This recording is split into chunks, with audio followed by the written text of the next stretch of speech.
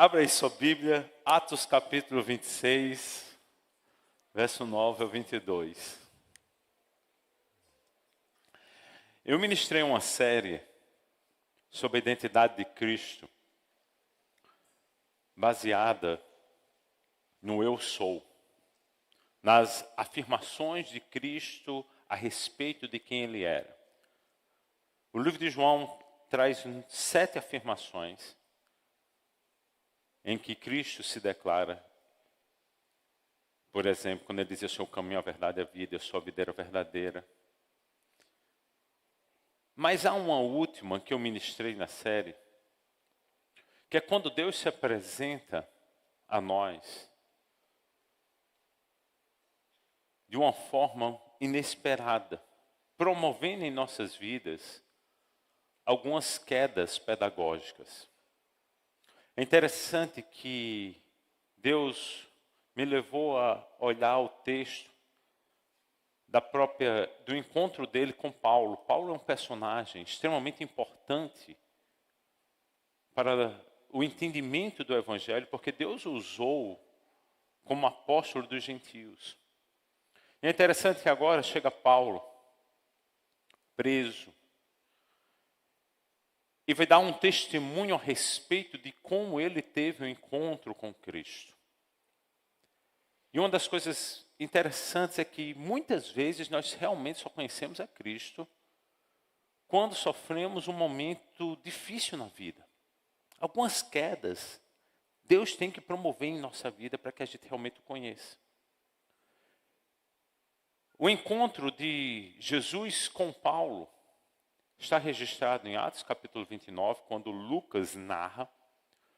E por mais 2 vezes o próprio Paulo relata esse encontro. Atos capítulo 22 e Atos capítulo 26. Todos os 3 têm nuances, porque aqui são testemunhos a respeito de como foram. Isso é como todos nós, quando nós vamos contar uma história, nós vamos contando às vezes de forma diferente. A depender do público, de quem esteja ouvindo, é a mesma história, mas com detalhes diferentes. Mas agora chega Paulo diante do rei Agripa e diante do governador romano Festo e começa a declarar o seu testemunho em sua própria defesa diante das acusações que lhe foram feitas. Ele declara: eu estava convencido, e aqui, eu estava convencido, rei, rei, eu estava convencido de que deveria fazer todo o possível para me opor ao nome de Jesus, o Nazareno. E foi exatamente o que fiz em Jerusalém. Com a autorização dos chefes dos sacerdotes, lancei muitos santos. Santos, entenda aqui, que santo é uma expressão para se denominar aqueles que tiveram encontro com Cristo e estão separados do mundo. Então nós somos santos. Santos na prisão. E mais, votava contra eles quando eram condenados à morte, como por exemplo com Estevão. Muitas vezes eu ia de uma sinagoga a outra a fim de castigá-los. E tentava forçá-los a blasfemar. Na minha fúria contra eles, cheguei a ir a cidades estrangeiras para persegui-los. Em uma dessas viagens, ia rumo a Damasco, com autorização e permissão dos chefes dos sacerdotes. E por volta do meio-dia, ó rei, estando eu a caminho, vi uma luz do céu, mais resplandecente que o sol, brilhando ao meu redor e ao redor dos que iam comigo. Todos caímos por terra. Então ouvi uma voz que me dizia em língua hebraica: Saulo, Saulo, por que você me persegue? Resistir ao aguilhão só trará dor a você. Então perguntei: quem és tu, Senhor? E o Senhor respondeu: eu sou Jesus, a quem você persegue. Agora levante-se, fique em pé. Eu apareci para constituí-lo servo e testemunha do que viu a meu respeito e do que mostrarei a você. Eu o livrarei do seu próprio povo e dos gentios, aos quais eu o envio, para abrir-lhes os olhos e convertê-los das trevas para a luz e do poder de Satanás para Deus, a fim de que recebam perdão dos pecados e herança entre os que são santificados pela fé em mim. Assim, rei Agripa, não fui desobediente à visão celestial. Preguei em primeiro lugar aos que estavam em Damasco, depois aos que estavam em Jerusalém e em toda a Judéia, e também aos gentios, dizendo que se arrependessem e se voltassem para Deus, praticando obras que mostrassem arrependimento. Por isso os judeus me prenderam no pátio do templo e tentaram matar-me. Tenho, porém, contado com a ajuda de Deus até o dia de hoje, e por este motivo estou aqui e dou testemunho tanto a gente simples como a gente importante. Não estou dizendo nada além do que os profetas e Moisés disseram que haveria de acontecer. Como eu disse, Deus muitas vezes precisa, por amor, promover-nos algumas quedas, para trabalhar em nosso orgulho, para trabalhar em nossa prepotência, para trabalhar muitas vezes em nossa superficialidade, porque nos acostumamos a frequentarmos espaços religiosos, mas às vezes vivemos distante do chamado para o qual nós fomos designados. E não raro, Deus decida nos derrubar para intervir em nossa história. Assim como Paulo, nós muitas vezes traçamos rumos para as nossas vidas e começamos a viver longe do propósito de Deus. Ele decidiu ir a Damasco e Deus decide marcar um encontro. E eu aprendo desse texto, quando Deus decide marcar um encontro conosco, falar o nosso coração, nos inquietar, é que a primeira característica de que quando é Deus falando conosco, Ele nos fala de uma forma inteligível. Uma das marcas é a clareza de Deus. Deus no meio da multidão, Deus sempre fala conosco de uma forma que nós conseguimos compreender. Quando olhamos para esse texto, Paulo vai dizer de uma forma muito clara, no versículo 14, que ouviu em língua hebraica. Ele ouviu de uma forma que ele conseguia compreender que era Deus falando com ele. Uma das marcas é essa. Deus sempre nos traz claridade que é Ele falando. No início, às vezes, nós nem entendemos o que está acontecendo. Algumas coisas nós não conseguimos compreender por que estamos vivendo. De repente vem uma luz.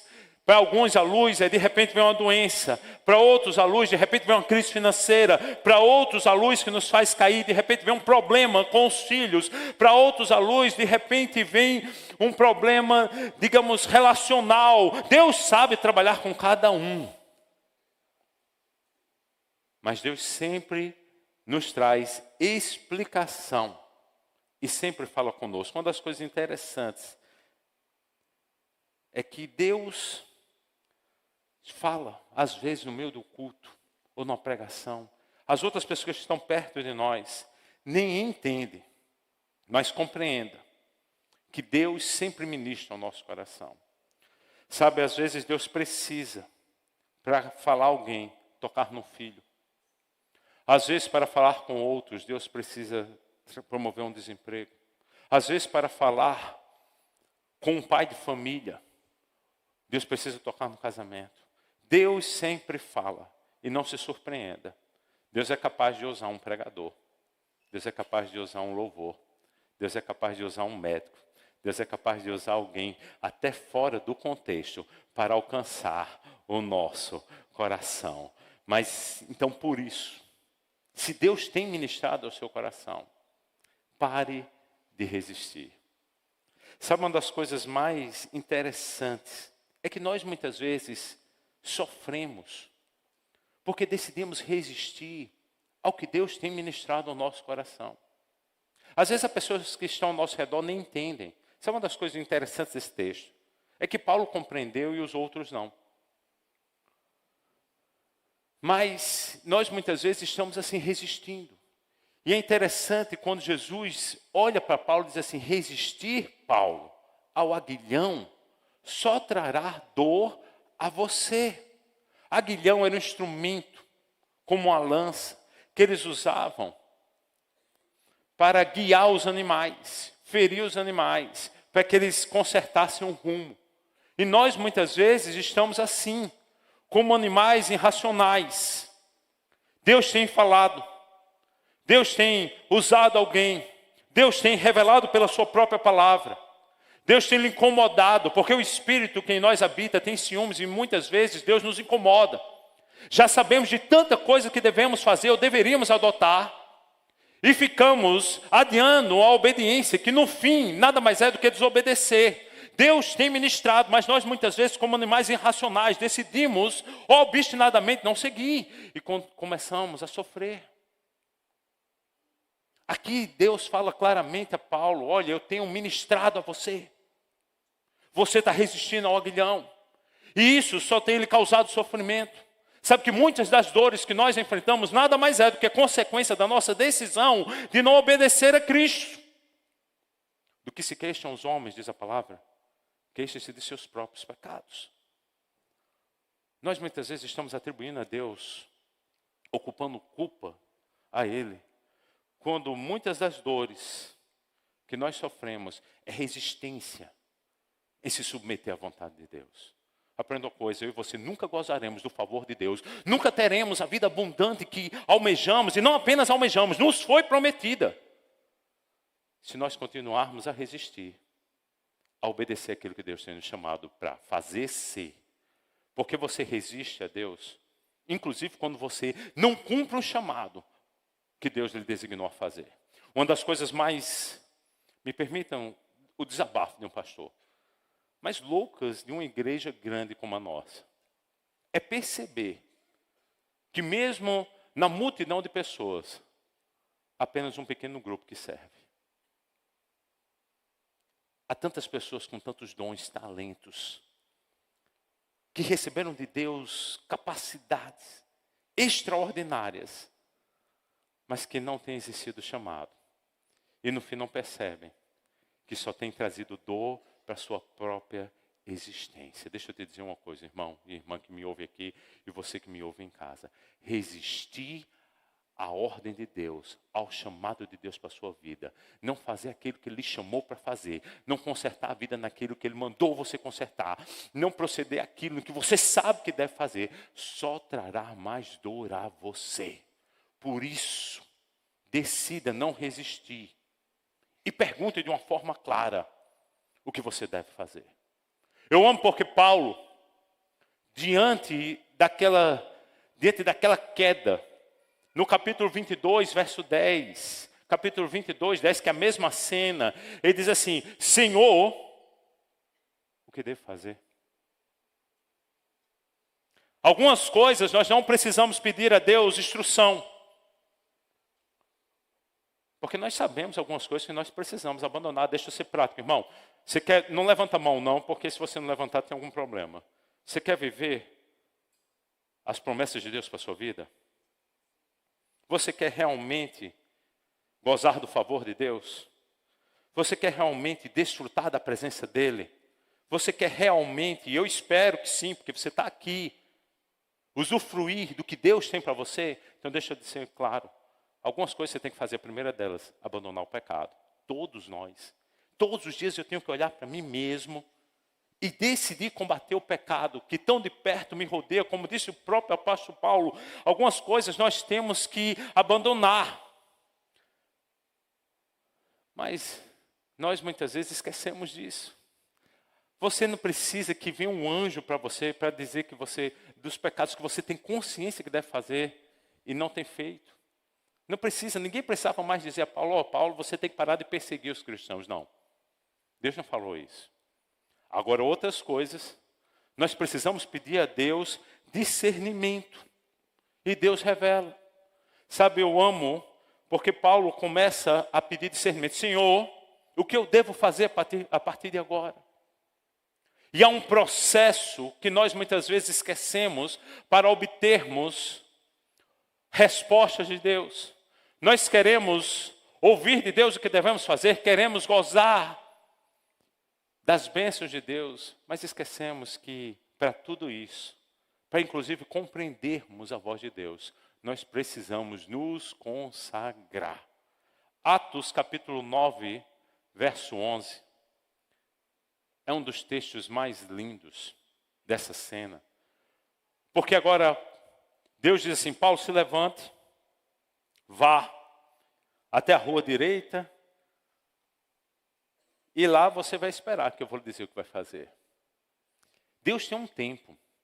Diz o texto que por 3 dias ele ficou lá, sem ver, sem perspectiva, sem entender, esperando o agir de Deus. Sabe que Deus tem um tempo para trabalhar com todos nós? Às vezes os 3 dias são 3 dias mesmo.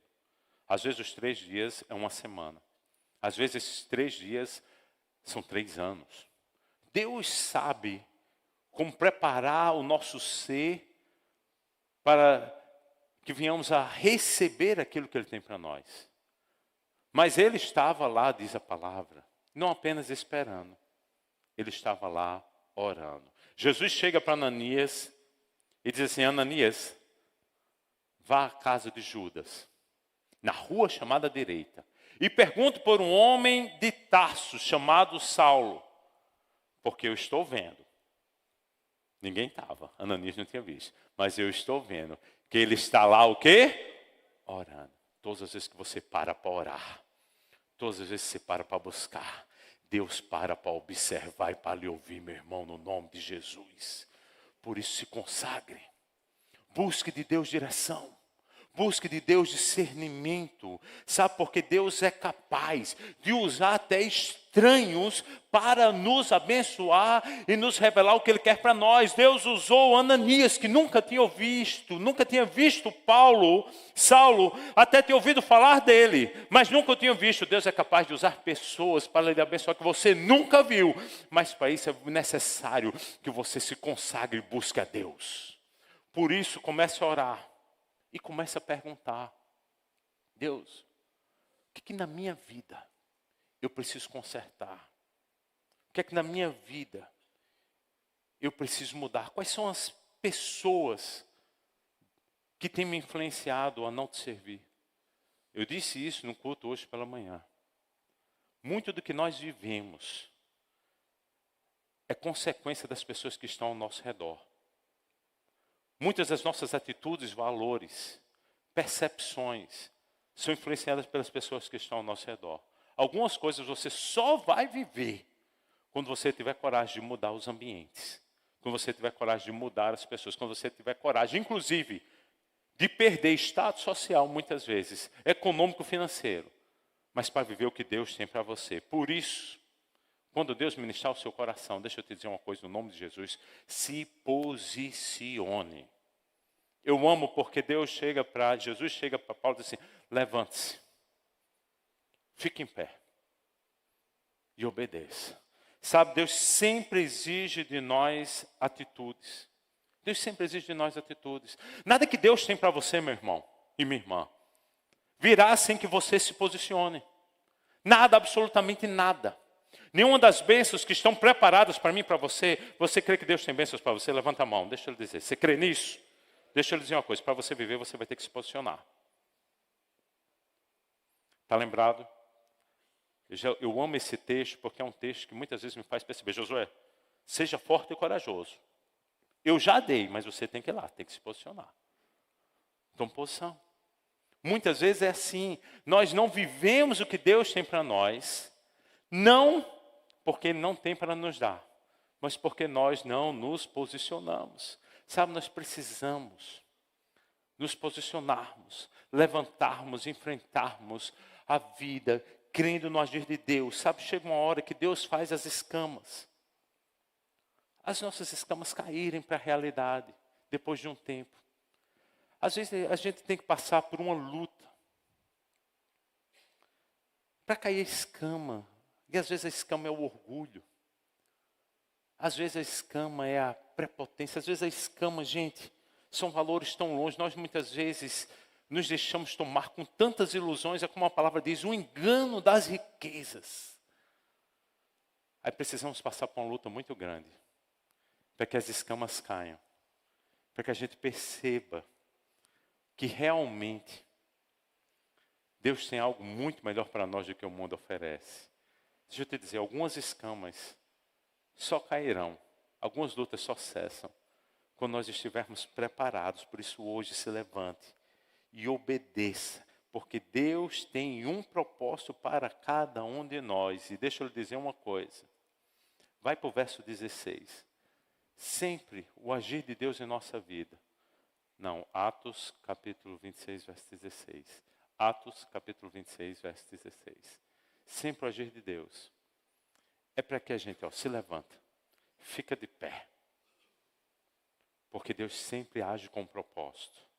Eu apareci para constituí-lo servo. Todos nós fomos chamados para sermos servos do Senhor, para servirmos a Deus, para cumprirmos o propósito que Deus tem para as nossas vidas. E testemunha do que você viu a meu respeito. Mas eu gosto disso, do que eu mostrarei a você. Sabe por quê? Todos nós vamos testemunhar, se você crer, do que já vimos. Mas Deus tem muito mais para nos revelar. Por isso, creia e não tenha medo. O medo é natural. Todos nós, em maior ou menor grau, sentimos medo. Deixa eu lhe dizer uma coisa. Eu vejo Deus muitas vezes como um grande incentivador. Porque todo tempo Ele está dizendo, não tenha medo, seja forte e corajoso. Não tenha medo, eu vou ser com você. Deixa eu lhe dizer uma coisa, até Paulo teve medo. Atos capítulo 18, verso 9. Quando eu leio esse texto, é fácil perceber que Paulo teve medo. Sabe que nós muitas vezes achamos que, porque esses homens foram heróis da fé, porque esses homens foram importantes naquilo que foram chamados, eles não tiveram medo, não, eles eram tão humanos como nós. O próprio Jesus, quando tem a cena do Getsemane, eu vejo, quando ele diz, a minha alma está tremendamente angustiada. E quando ele pede para ser poupado, é uma cena de medo. Diz que Paulo, certa noite, o Senhor falou a Paulo em visão. Ô Paulo, não tenha medo, Paulo.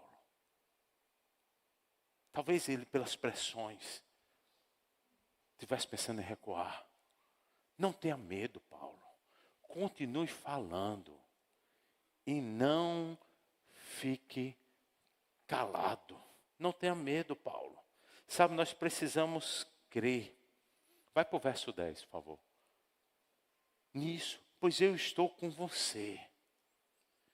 E ninguém lhe fará mal, nem o ferirá. Quando Deus está conosco, ninguém impede, quando nós cremos, ninguém impede o agir dele em nossa vida. Por isso não tenha medo. Não tenha medo, não duvide. Porque nós sempre, quando decidimos viver o que Deus tem para nós, nós sempre contamos com os livramentos de Deus em nossa vida. Gente, não é fácil. São muitas as lutas que nós passamos.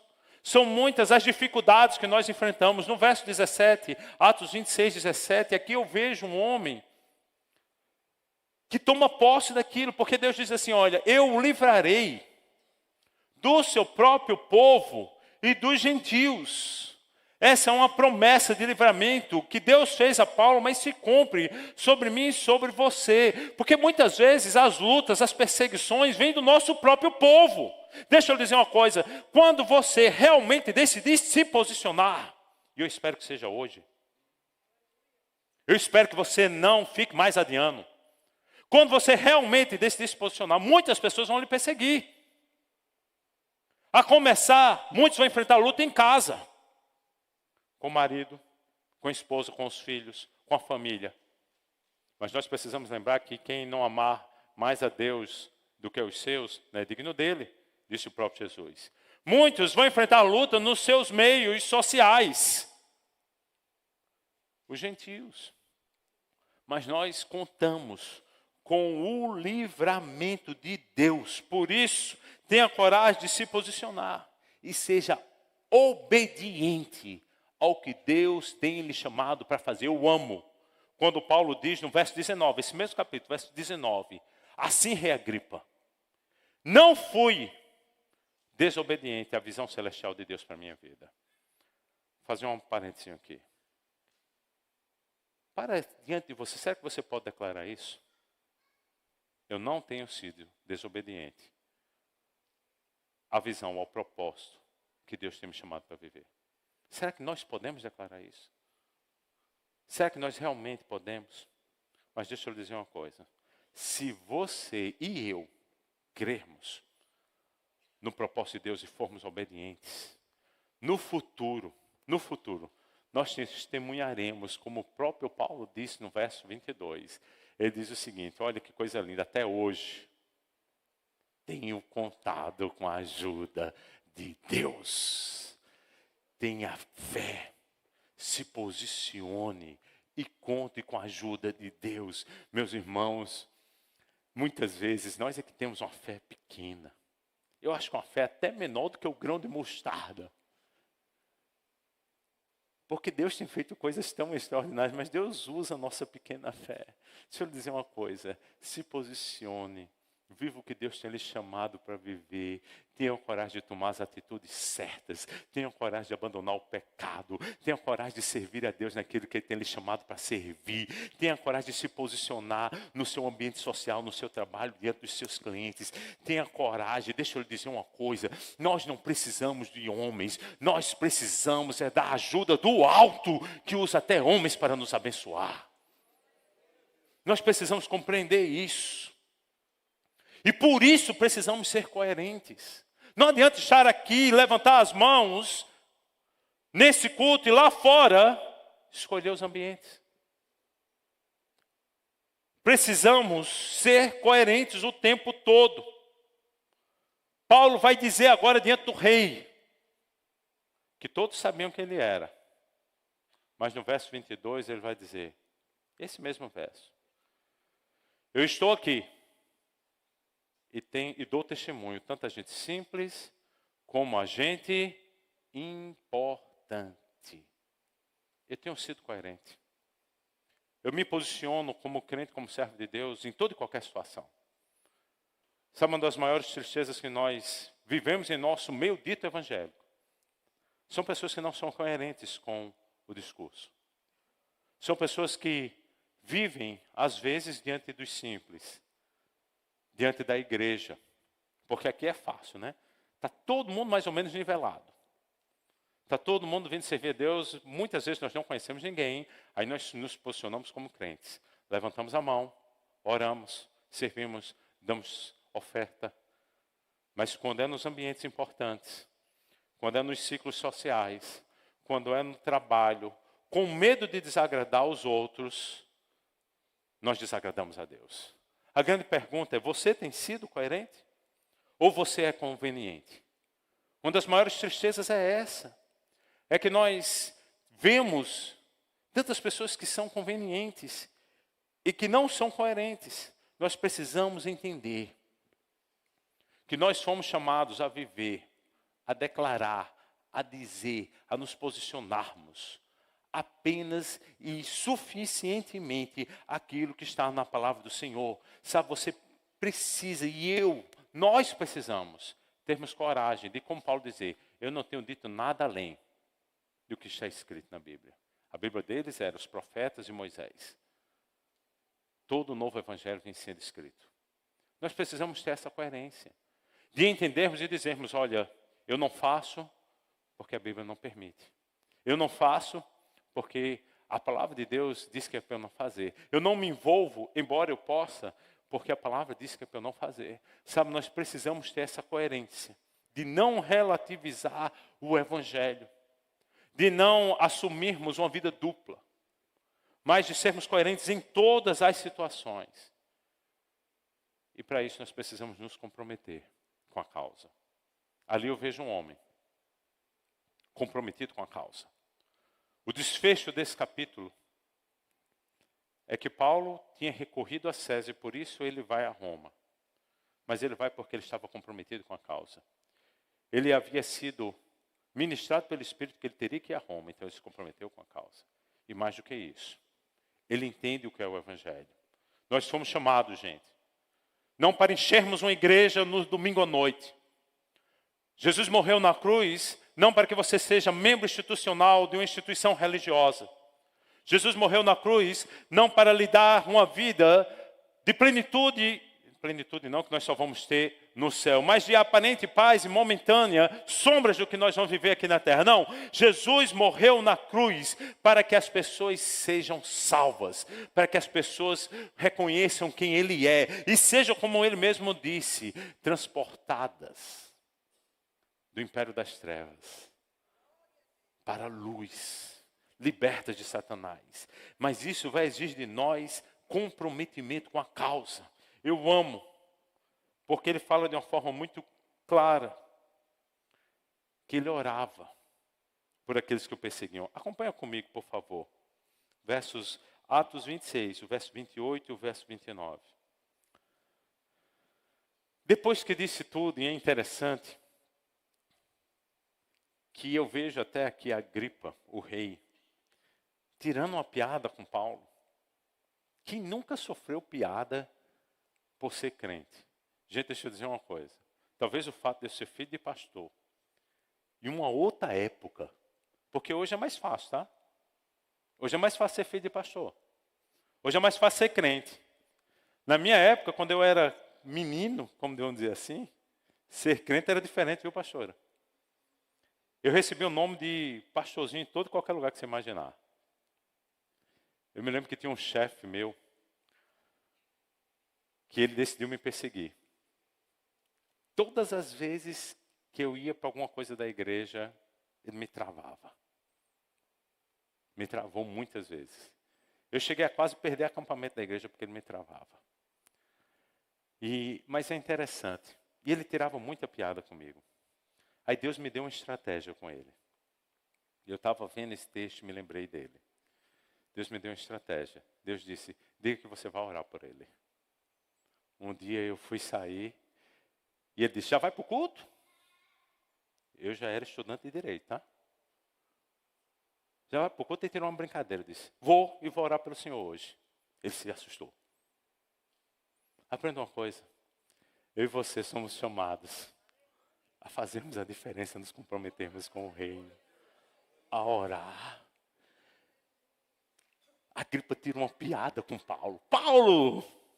Paulo, quase que você me convence a tornar-me um cristão.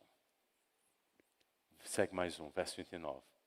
Aí Paulo diz o seguinte, rei, oro a Deus, que por pouco ou por muito tempo, eu estou orando, não somente tu, rei, mas também todos aqueles que estão agora me ouvindo, se tornem como eu, exceto pelas algemas, mas que vocês conheçam a Cristo. Sabe, eu e você venceremos as nossas lutas, inclusive contra aqueles que nos perseguem, é orando por eles. Nós precisamos entender a mensagem do Evangelho. A mensagem do Evangelho é que Deus veio e busca a salvação de todos aqueles que creem. João 3:17, não é o 16, João 3:17 diz, pois Deus enviou o seu Filho ao mundo, não para condenar o mundo, mas para que o mundo fosse salvo por ele. Nós precisamos nos posicionarmos e nos comprometermos de orar por aqueles que ainda não foram salvos. Nós precisamos entender que nós somos presos a uma causa, o Evangelho de Deus, que muitas vezes vai requerer de nós posturas de orar. Eu me lembro agora do próprio Jesus. Jesus em Mateus capítulo 5, verso 43 e verso 44, Jesus vai dizer, vocês ouviram o que foi dito, é isso que se diz por aí, é essa a prática. Amem o seu próximo e odeiam o seu inimigo, pois eu digo que é o contrário. Amem os seus inimigos. Amor na Bíblia não é sentimento. Perdão na Bíblia não é sentimento, são atitudes. Ame os seus inimigos e orem por aqueles que perseguem vocês. Para de pedir que Deus faça justiça e comece a orar para que eles se convertam e venham para o seu lado no nome de Jesus. A verdade é que muitas vezes nós oramos por coisas tão desnecessárias. Nós oramos por pedimos tantas coisas. E por isso já diz a palavra que não recebemos. Porque pedimos apenas para nós mesmos. Mas esquecemos de orar pelas pessoas. Quem você conhece, meu irmão e minha irmã? Quem tem estado perto de você, que convive com você, que ainda não entregou a vida a Cristo? Que se hoje Jesus voltar, está condenado ao inferno. Quem está perto de você, que ainda não foi alcançado? Quais são os que estão convivendo com você, talvez da sua família, que ainda não tem certeza da salvação? Paulo aqui, ele revela que havia entendido o Evangelho. Que o Evangelho nada mais é do que a salvação de Deus. É a promessa pela qual nós devemos crer, nos devemos comprometer de orar pela vida, pela alma daqueles que ainda não entregaram a vida a Cristo. Todo encontro de Deus conosco, ele tem um sentido. Nos tornar ministros, embaixadores do reino. 2 Coríntios 5:20. Vai dizer que nós somos, 2 Coríntios capítulo 5, verso 20. Embaixadores de Cristo. É através de nós que Deus vai alcançar os outros. É através da nossa súplica que nós devemos declarar: reconciliem-se com Deus. Se nós nos calarmos, nós pagaremos um alto preço. Entenda, não foi para uma vida boa na terra que Deus morreu na cruz para lhe dar. Deus morreu na cruz para que pela obra dele, eu e você sejamos salvos pela fé. E venhamos assim nos tornar como Paulos, embaixadores do reino. Feche os seus olhos, que eu gostaria de orar por você.